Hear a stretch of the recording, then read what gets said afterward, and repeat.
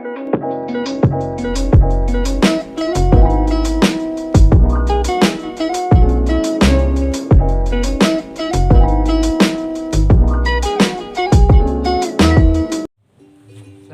warahmatullahi wabarakatuh. Nama saya Muhammad Faisal Rohman, NIM 196008 dari Prodi Pendidikan Bahasa Indonesia 2019A. Di sini saya akan menjelaskan tentang jenis-jenis makna untuk memenuhi tugas mata kuliah semantik. Baik, akan saya mulai pembahasan di sini. Yang pertama, pengertian makna, dan yang kedua, jenis-jenis makna. Yang pertama, pengertian makna. Pengertian makna menurut para ahli. Menurut Ferdinand de Saussure dalam Cair 2012 halaman 287 mengatakan bahwa makna adalah pengertian atau konsep yang dimiliki atau terdapat pada sebuah tanda linguistik. Sedangkan Jajang Sudarman 2009 halaman 7, makna adalah pertautan yang ada di antara unsur-unsur bahasa itu sendiri, terutama kata-kata. Berdasarkan dari beberapa pendapat para ahli, bisa disimpulkan bahwa makna adalah arti atau maksud yang tersimpul dari suatu kata. Jadi makna dengan bedanya sangat bertautan dan saling menyatu. Yang kedua, jenis-jenis makna. Jenis-jenis makna di sini terdapat 16 jenis makna. Yang pertama yaitu makna leksikal, kedua makna gramatikal, ketiga makna referensial, keempat makna non-referensial, kelima makna denotatif, keenam makna konotatif, ketujuh makna kata, kedelapan makna istilah, kesembilan makna konseptual, kesepuluh makna asosiatif, kesebelas makna idiomatikal, ke-12 makna peribahasa, ke-13 makna kias, ke-14 makna lokusi, ke-15 makna ilokusi, dan yang ke-16 makna perlokusi. Yang pertama, makna leksikal. Makna leksikal adalah makna yang sesuai dengan referennya, makna yang sesuai dengan hasil observasi alat indera, atau makna yang sungguh-sungguh nyata dalam kehidupan kita. Makna leksikal dapat diartikan sebagai makna yang bersifat leksikon, leksem, atau bersifat fakta. Leksikal adalah bentuk adjektiva yang diturunkan dari bentuk nomina leksikon. Contohnya, panen kali ini gagal akibat serangan hama tikus. Makna leksikalnya, tikus binatang pengerat. Kedua, makna gramatikal.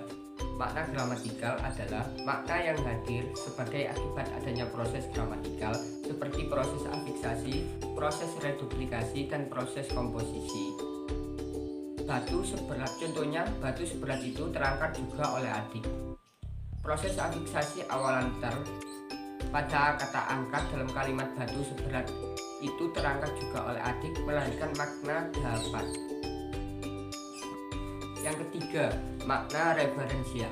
Makna referensial adalah kata yang mempunyai referen, yaitu sesuatu di luar bahasa yang diacu oleh kata itu. Makna kata tersebut disebut kata bermakna referensial.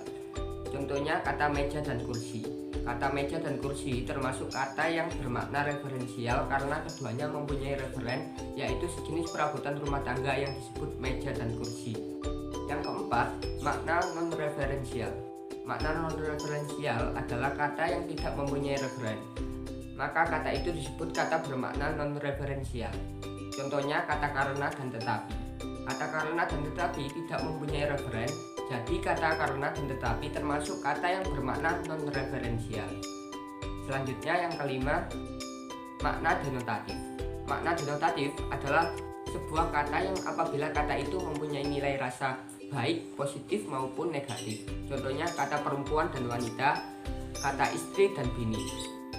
Kata denotatif, kata perempuan dan wanita, kedua kata ini mempunyai makna denotasi yang sama, yaitu manusia dewasa, bukan laki-laki.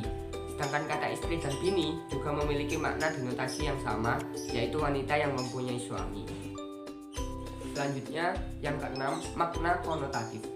Makna konotatif adalah sebuah kata yang dapat berbeda dari satu kelompok masyarakat yang satu dengan kelompok masyarakat yang lain sesuai dengan pandangan hidup dan norma-norma penilaian kelompok masyarakat tersebut. Contohnya kata babi dan kata laki dan bini. Kata babi di daerah yang penduduknya mayoritas agama Islam memiliki konotasi negatif karena binatang tersebut menurut Islam hukumnya adalah haram dan najis. Sebaliknya di daerah yang berpenduduk mayoritas bukan Islam seperti di Pulau Bali dan pedalaman Irian Jaya, kata babi tidak berkonotasi negatif. Kata laki dan bini dalam masyarakat Melayu Jakarta tidak berkonotasi negatif, tetapi dalam masyarakat intelek Indonesia dianggap berkonotasi negatif. Selanjutnya yang ketujuh, makna kata. Makna kata adalah makna yang penggunaan bahasanya secara umum dan secara khusus. Penggunaan bahasa secara umum seringkali digunakan secara tidak cermat sehingga maknanya bersifat umum. Penggunaan secara khusus kata itu digunakan secara cermat sehingga maknanya tepat. Contohnya kata tahanan dan kata air. Apa makna kata tahanan? Tahanan itu adalah orang yang ditahan, tetapi bisa juga hasil perbuatan menahan, atau mungkin makna yang lain lagi. Begitu juga dengan kata air. Apa yang dimaksud dengan air?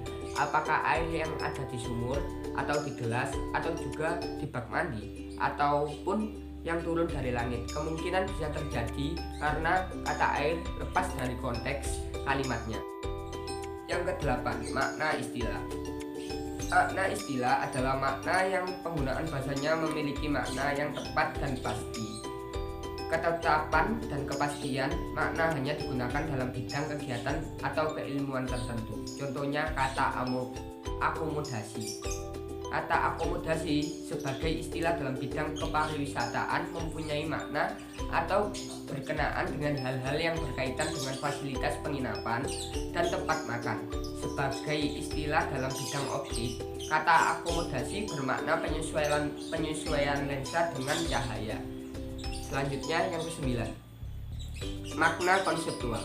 Makna konseptual adalah makna yang sesuai dengan konsepnya, makna yang sesuai dengan referensinya, dan makna yang bebas dari asosiasi atau hubungan apapun.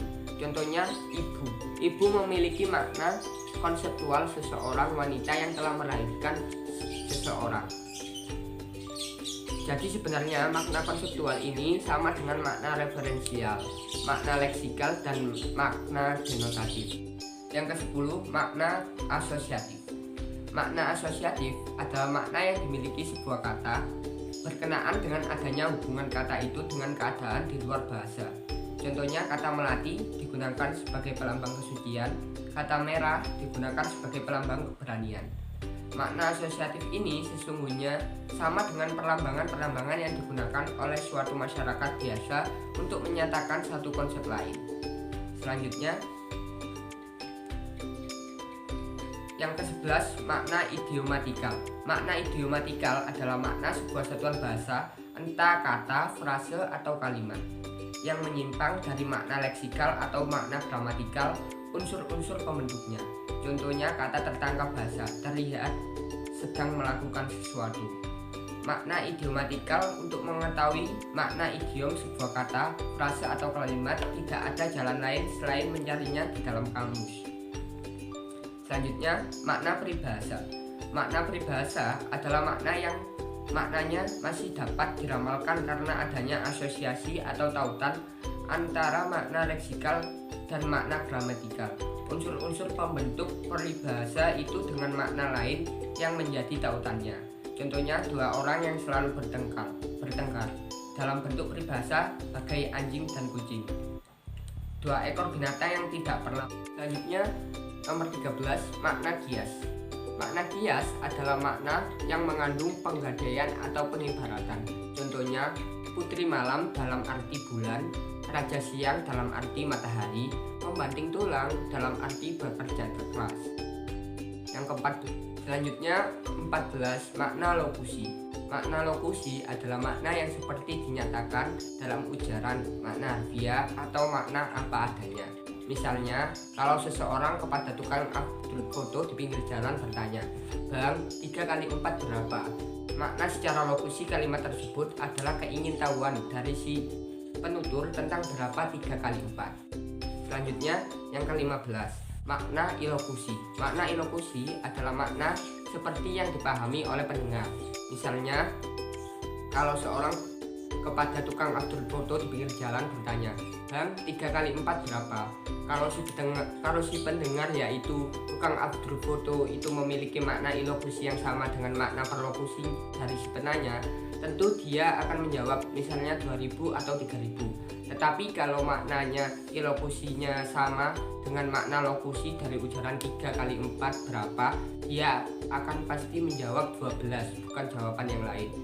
Yang terakhir, makna perlokusi.